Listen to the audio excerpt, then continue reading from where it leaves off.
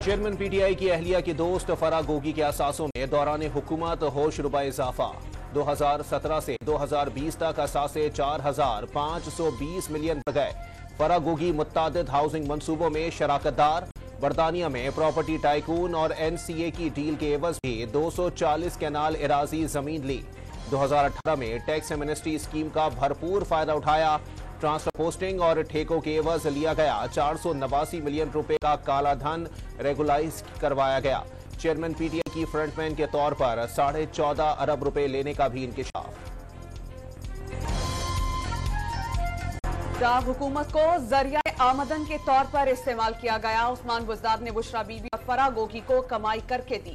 Chairman P T I amnesty scheme Farah Gogi اور ان کے شوہر کے لیے لائے۔ مسلم لیگ نون کے رہنما عطا اللہ تارڑ کے الزامات، چیئرمین پی ٹی آئی کو بھی شامل تفتیش کرنے کا مطالبہ۔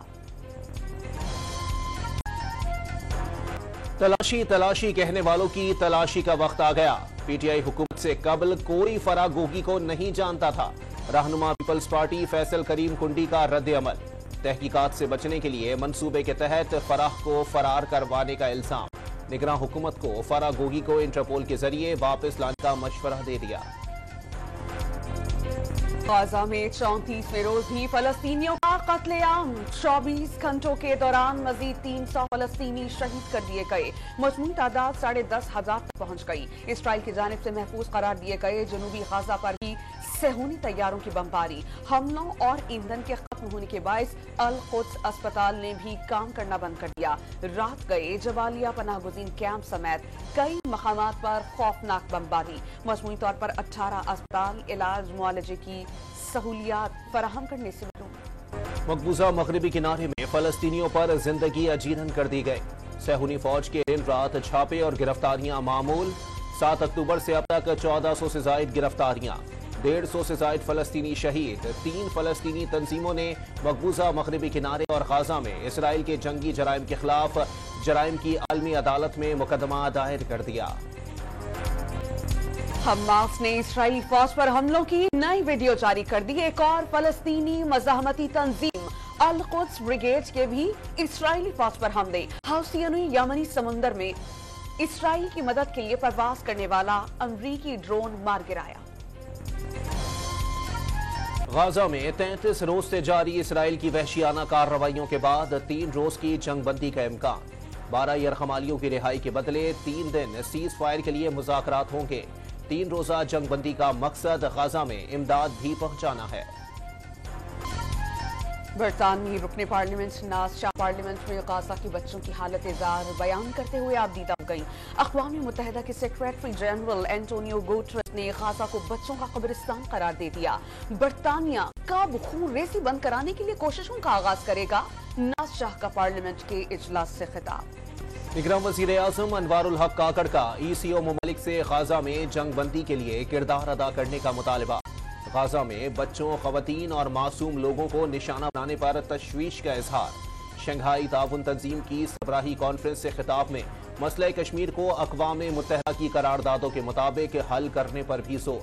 اقتصادی تعاون تنظیم خطے کی ترقی کے لیے اہم فورم قرار، تجارتی سرگرمیاں بڑھانے پر زور۔ اسماگ کے تدارک کے لیے لاہور اور گجرانوالہ ڈویژن میں کل سے اسماگ لاک ڈاؤن کا نفاذ 8 اضلاع میں اتوار تک تعطیل ہوگی۔ تعلیمی ادارے، دفاتر، سینما ہاؤسز، پارکس اور ریسٹورینٹس بند رہیں گے۔ اسٹیٹ بینک آف پاکستان کا کل تمام بینکس بند رکھنے کا اعلان۔ لاہور میں 200 سے زائد پولیس ناکے لگائے جائیں گے۔ دفعہ 144 کے تحت گاڑیوں اور سواروں کی چیکنگ کی جائے گی۔ شہریوں کو گھروں میں رہنے اور ماسک لگانے کی ہدایت۔ شاعر مشرق علامہ محمد اقبال کا 146واں یوم پیدائش عقیدت و احترام سے منایا جا رہا ہے۔ ملک بھر میں عام تعطیل۔ لاہور میں مزار پر گارڈز کی تبدیلی کی پروقار تقریب۔ پاک بحریہ کے چاق و چوبند دستے نے اعزازی گارڈز کے فرائض سنبھال لیے۔ مہمان خصوصی اسٹیشن کمانڈر کوموڈور ساجد حسین نے پھول چڑھائے۔ وزیر اعلیٰ پنجاب محسن نقوی، گورنر بلیغ الرحمان اور ڈی جی رینجز پنجاب کی مزار اقبال پر حاضری، پھول چڑھائے، فاتحہ خوانی کی اور مہمانوں کی کتاب میں تاثرات بھی درج کیے۔ بلوچستان میں قدم جمانے کے لیے نون لیگ کا بلوچستان عوامی پارٹی کے ساتھ اتحاد کا امکان۔ نواز شریف کا آئندہ ہفتے دورہ بلوچستان متوقع۔